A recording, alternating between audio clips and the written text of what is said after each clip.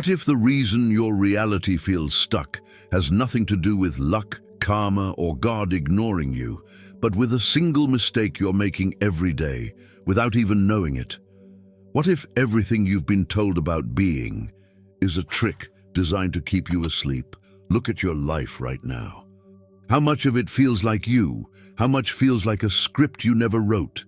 That feeling, that quiet, gnawing sense that something is off. It's the same question that drove a prince to abandon his palace, the same question hidden inside the matrix, the same question whispering to you right now, to be or not to be. But listen carefully, this isn't about life or death, it's about waking up. Are you the one thinking the thoughts, or are the thoughts thinking you? Because every belief you hold, every emotion you bury, isn't private. It's code. Code that writes the reality you're living in. You don't see the world as it is. You see it as you are. And until you break the illusion, you'll keep manifesting the same cage. But the moment you step beyond it, when you stop just existing and start being, everything changes. The rules bend, the code rewrites. Reality starts answering you instead of ignoring you. This is what Siddhartha discovered under the Bodhi tree. This is what shamans know when they make rain fall over fire. This is what masters do when they move reality without touching it. They didn't ask, they became. And if you stay with me for the next few minutes, I'll show you how to do it too. Let's be honest, most people in America aren't living anymore, they're performing. Every morning they wake up not to experience life, but to defend their identity, to keep feeding the version of themselves they've been told to be. They wake up, check their phones, scroll through digital noise, and compare themselves to 1,000 filtered realities. They drink coffee, not for pleasure, but for survival. They commute through the same traffic, listen to the same podcasts about success, and pray silently that the anxiety doesn't win today. And they call that life. But that's not living. That's existing inside a simulation built by collective belief. See, we've been trained since childhood to do instead of be. School didn't teach you to think. It taught you to comply. Corporate America didn't hire you to create, it hired you to obey. And religion in many ways didn't free you, it trained you to wait for permission. That's why manifestation doesn't work for most people, because they're trying to manifest from inside the cage. They repeat affirmations like slogans, they visualize as if the universe were an Amazon Prime service. Click, wish, delivery. But manifestation isn't a transaction, it's transformation. It doesn't respond to words, it responds to frequency, to being. You've seen it before. The athlete who wins because he's in the zone, the trader who suddenly feels the market and pulls off the impossible move. The artist who disappears into the canvas, or the musician who says, "I didn't write that song, it wrote itself through me." That's being. That's what it looks like when the all moves through someone. Flow, presence, alignment. But here's the paradox. The more you try to enter that state, the more it slips away, because trying is resistance, and resistance is ego disguised as effort. You've been told that success is about control. Control your schedule, control your diet, control your emotions, control the outcome. But the truth, control is the enemy of creation. You can't control the universe, you can only merge with it. That's why every genius, every enlightened being, every world-changing athlete, artist, or leader speaks of the same invisible moment when they disappear and something greater takes over. Michael Jordan called it the zone. Tesla called it the source of ideas. Jesus called it the Father within. And modern science calls it coherence. Different names, same truth. They stopped fighting reality and started feeling it. They became a vessel, not a force. So the first step to being isn't about fixing your habits or repeating new mantras. It's about remembering who's inside the body that's doing all that. Close your eyes right now. Imagine the version of you that existed before the world told you who you were supposed to be. before the resume, before the expectations, before the guilt, before the shame. That self still exists, buried beneath layers of noise, comparison, and performance. That's where the all speaks. That's where manifestation begins. It doesn't happen when you demand something from the universe. It happens when you become the frequency of what you ask for. That's the real secret, not visualization, vibration. When Gandhi wanted liberation, he didn't beg the world to change. He embodied the change until the world had no choice but to reflect it. When Buddha sought truth, he didn't chase enlightenment. He stopped running. He became stillness, and the stillness revealed everything. The all is not some distant force in the sky. It's the pulse inside you. It's the hum in the silence after a deep breath. It's the intelligence that moves your heartbeat without your command. You don't have to reach for it. You just have to stop resisting it. The all doesn't respond to desperation. It responds to surrender. And this is why most people never manifest what they desire, because they're praying from fear instead of love. They're visualizing from lack instead of wholeness. They're believing with their minds, but doubting with their frequency. You can't hide energy. The universe speaks that language fluently. So here's the first real solution.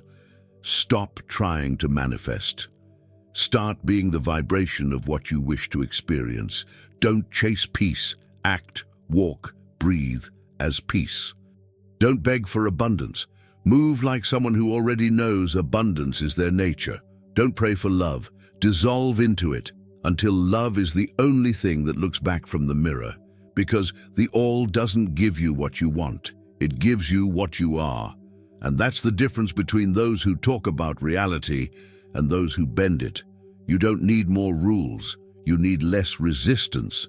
Because when you stop trying to control reality, reality starts trying to be you. Let's face it. You know what the biggest illusion of all is? It's not that you're powerless. It's that you believe you have to earn your power. That's the trap. That's the virus that's been passed down for generations. A mental operating system so subtle, so deeply installed, that you call it me, the ego, the invisible architect. The ego isn't evil. It's just afraid. It's the child that never grew up, the part of you that thinks love can be lost, that safety must be earned, that life must be controlled to be trusted. And so it builds walls. Walls made of judgment, comparison, and I'm not enough. It's a genius architect of illusion. You can't see it. You can only feel its fingerprints, the tension in your chest, the endless scrolling, the panic when the Wi-Fi drops and you're left alone with your thoughts. That's the ego whispering, don't stop. Don't slow down. If you slow down, you'll feel everything you've been running from. And that right there is the root of resistance. The modern illusion. We live in the age of noise. We trade silence for dopamine. We call distraction productivity. We wear burnout as a badge of honor. America doesn't rest. It reloads. It doesn't breathe. It performs. You've seen it. The man who measures his worth by his paycheck. The woman who ties her beauty to her reflection. The influencer who preaches authenticity through filters. It's all ego, the desperate need to exist louder so you don't have to feel how empty you've become. The ego will do anything to stay in control, even if it means keeping you miserable, because misery is predictable, and predictability feels safe. That's why people would rather stay in toxic relationships, soul-crushing jobs, and endless loops of self-doubt than step into the unknown. Because the unknown feels like death to the ego. But to your true self, it's the only place you've ever been alive. The loop of belief. Every belief you've inherited is part of the code that sustains the illusion. Work hard and you'll succeed. Be realistic. Good things come to those who wait. No, good things come to those who align. The universe isn't a meritocracy, it's a mirror, and most people are standing in front of it, begging the reflection to smile first. You can't outwork the quantum field. You can only match it. But here's the cruel joke. You can't match what you keep doubting. You can't manifest love while hating yourself. You can't attract abundance while resenting those who have it. You can't create freedom while your thoughts are still chained to the illusion of control. That's why people feel stuck, because they're trying to paint light using the color black. The addiction to identity. Ask yourself, who are you when no one's watching? When the titles, the followers, the money, the validation, all fade. Most people have no idea. They've mistaken their reflection for their identity. The truth? The ego doesn't want to manifest your dreams. It wants to survive them. Because every time you level up, a piece of your old self dies. And the ego doesn't want death. It wants permanence. It wants to keep you safe, small, predictable. That's why when you start meditating, your mind screams. When you try to change, your body resists. When you follow intuition instead of logic, your friends call you crazy. You're threatening the ecosystem of your own illusion, and it will fight back. That's not failure, that's evolution. The lie of control is the ego's favorite drug.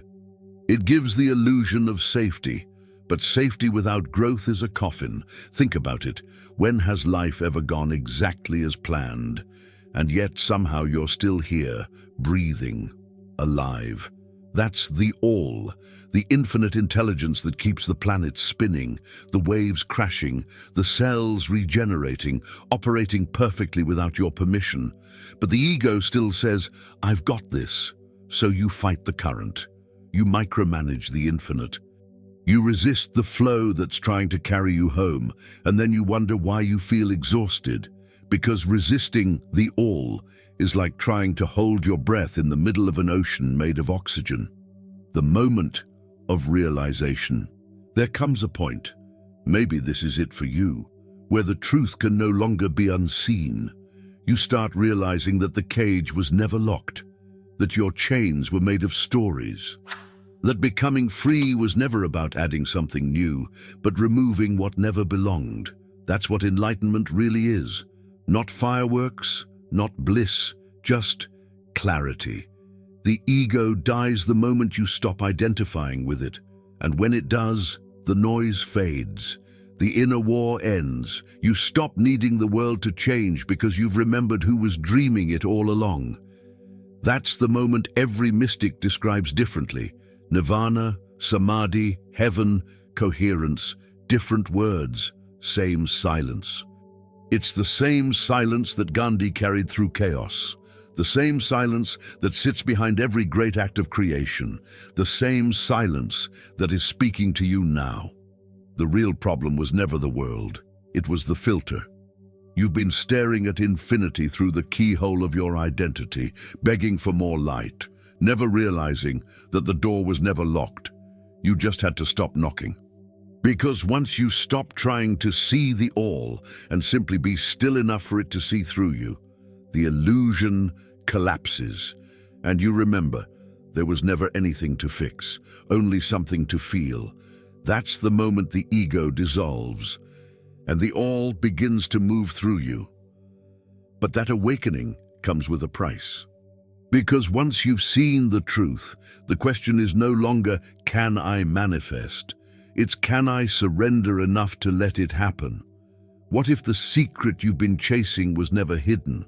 What if it was simply too close for you to notice? You've spent years searching for something outside of you, a sign, a formula, a divine shortcut to make life finally make sense. But the all doesn't hide behind mystery. It hides behind noise. And when the noise fades, you don't find the all. You become it. The thin line between me and everything. There comes a moment, quiet, terrifying, and beautiful, when you realize there's no border between what's inside you and what's outside. You look at the sky and something clicks. The same energy holding galaxies together is the same energy pulsing in your veins. The separation was a trick, a necessary illusion for a mind still learning to see. You thought the all was up there. You thought manifestation was about bending the world. But it was always about bending yourself, because the universe doesn't respond to your words, it responds to your coherence. When your thoughts, emotions, and actions align perfectly, reality stops being random. It becomes obedient, and you feel it, the shift. The heartbeat of existence syncs with yours, your breath slows, your thoughts quiet. The war ends. This is not a metaphor, it's physics, it's resonance. Tesla said it best. If you want to understand the universe, think in terms of energy, frequency, and vibration. The all is that vibration. And the moment you harmonize with it, you stop asking for miracles. You are the miracle. The silence that rewrites reality. Stillness isn't the absence of movement, it's the moment before creation.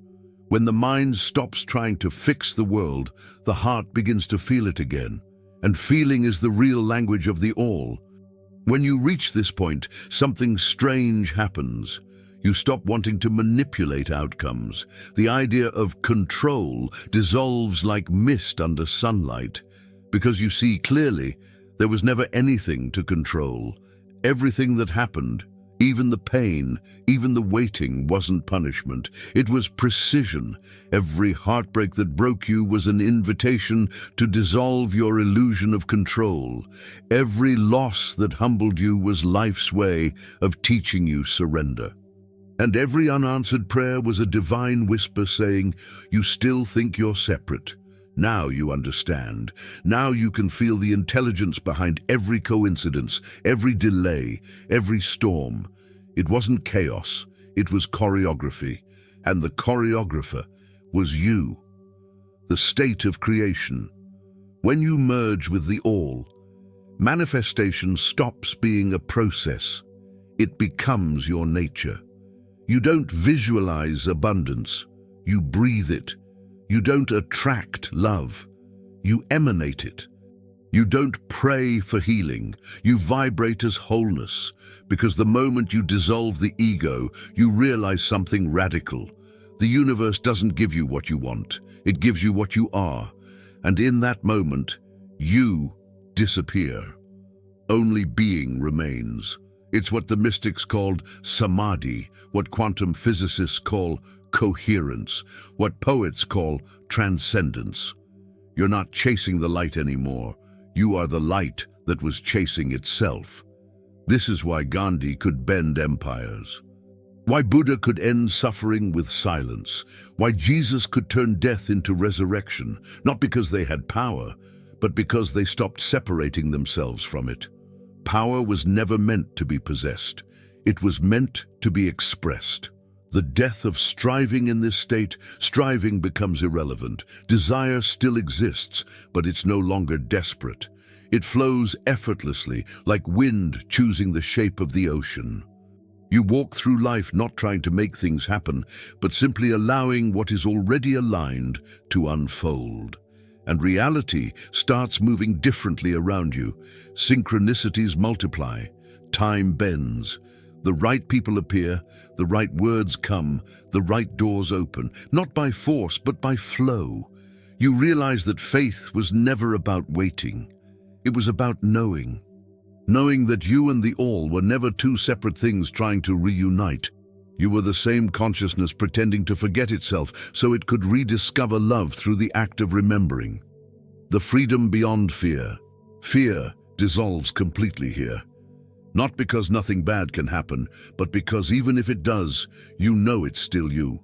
You are the storm and the calm, the shadow and the light, the silence and the sound. The all isn't only love, it's everything love allows to exist, even pain, even doubt, because contrast is how consciousness perceives itself. The all doesn't reject your darkness, it uses it to expand your light. That's why your failures had purpose. That's why your wounds carried wisdom. That's why your breakdowns were breakthroughs in disguise. You can't outgrow pain by avoiding it. You transcend it by embracing it. Because once you stop labeling experiences as good or bad, you realize they were all sacred.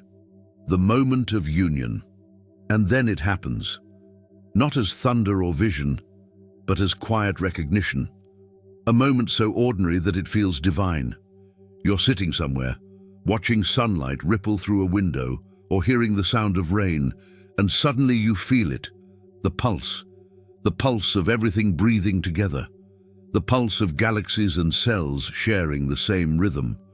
And you whisper, "My God, it's all me." That's fusion, that's homecoming, that's the end of the search.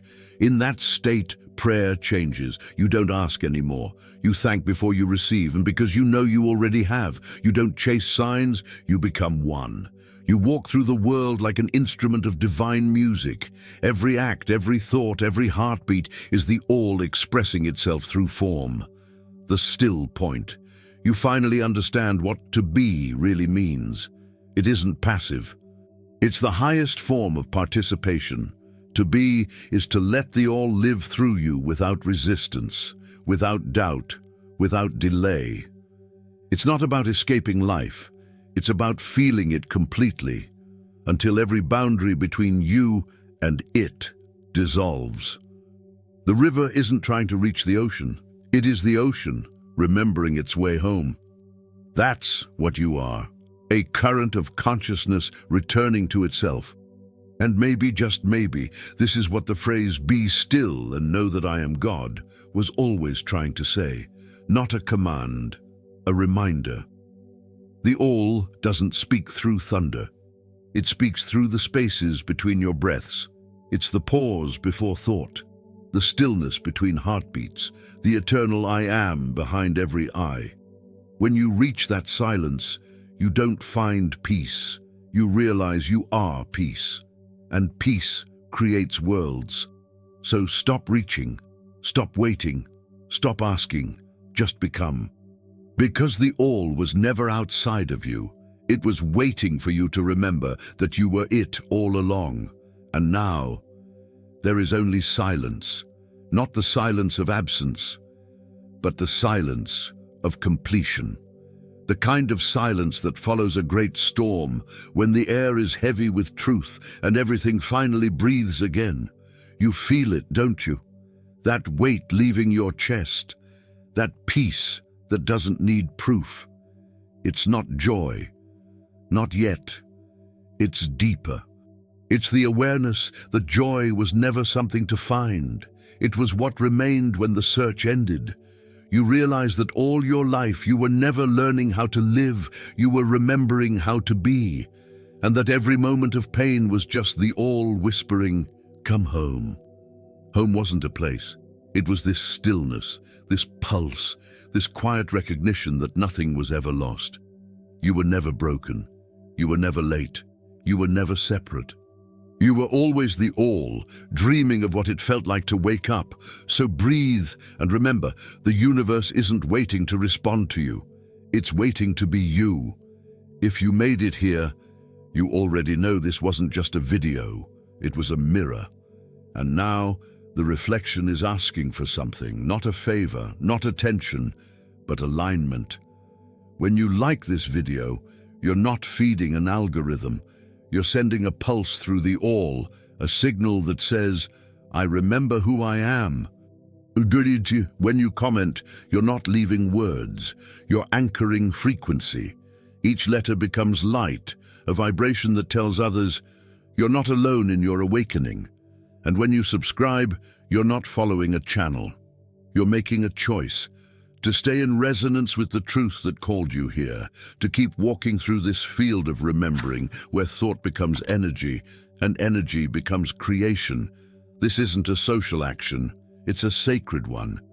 Because every time you engage with something that expands your consciousness, the all expands with you, and what you give attention to, you amplify. So let's amplify stillness. Let's amplify awareness. Let's amplify being. If this message reached you, it wasn't by accident. It was the all reminding you that awakening isn't a destination. It's a frequency you choose, moment by moment. So breathe in, click like, leave your truth in the comments, subscribe, not to a channel, but to yourself.